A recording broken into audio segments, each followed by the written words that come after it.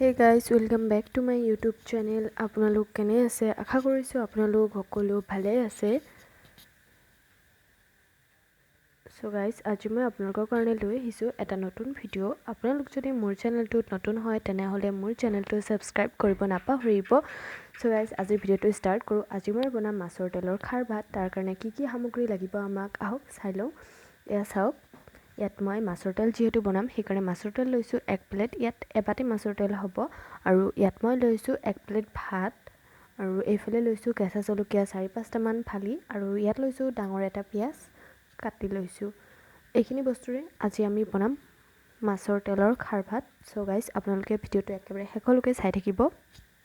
এয়া চাওক মই গেছত এখন কেৰাহী পাতি দিছো আৰু কেৰাহী দি দিছো পৰিমাণ অনুসৰি মিঠাতেল। এতিয়া তেলখিনি গৰম হৈ গৈছে।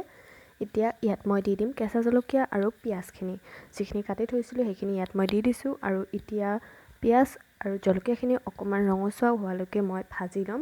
তাৰ পিছত ইয়াত একেলগে দি দিম মই মাছৰ তেলখিনি যেহেতু মাছৰ তেল আৰু পিয়াজ জলকীয়া একেলগে ভাজিম নহলে পিয়াজখিনি জ্বলি যাব।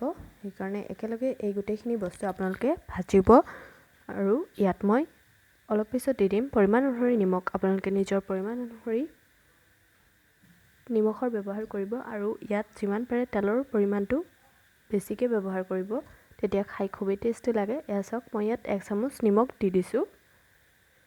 এতিয়া এইখিনি মই 5 পৰা 7 মিনিটলৈকে পুৰা ৰঙচুৱা হোৱালৈকে ফ্ৰাই কৰি থাকিম যাতে মাছৰ তেলখিনি একেবাৰে গলি যায় আৰু মৰমৰীয়া হৈ যায় পিয়াজ জলকীয়াখিনি তেতিয়া খাই খুবেই টেষ্ট লাগিব।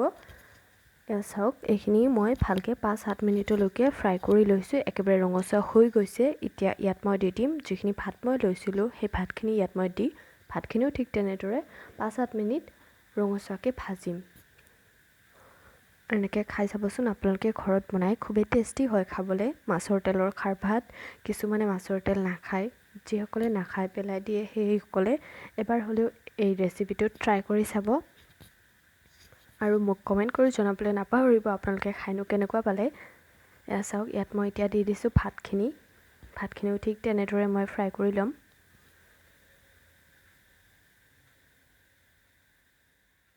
এয়া ভাতখিনি মই ফ্ৰাই কৰি লৈছো আৰু 2-3 মিনিট ফ্ৰাই কৰাৰ পিছত মই খাৰ ভাতখিনি ৰেডি হৈ যাব। এইখিনি নমাই ল'ম। একেবাৰে কম বস্তু একেবাৰে কম সময়তে আপোনালোকে বনাই খাই চাব পাৰে এই ৰেচিপিটো। এয়া চাওক হৈ গৈছে খাৰ ভাত ৰেডি একদম। মই এইখিনি নমাই লৈছো। সো গাইস এনেকৈ গৰম গৰম খাব, ঠাণ্ডা হ'লে নাখাব, একেবাৰে গৰম গৰম নমাই খাব, ইয়াৰ জুতি ল'ব। খুবেই টেষ্টি হয় আৰু আশা কৰিছো আপোনালোকৰ মোৰ ভিডিওটো চাই ভাল লাগিছে আৰু যদি ভাল লাগিছে তেনেহলে লাইক শ্বেয়াৰ আৰু সাবস্ক্ৰাইব কৰিব নাপাহৰিব মোৰ চেনেলটো।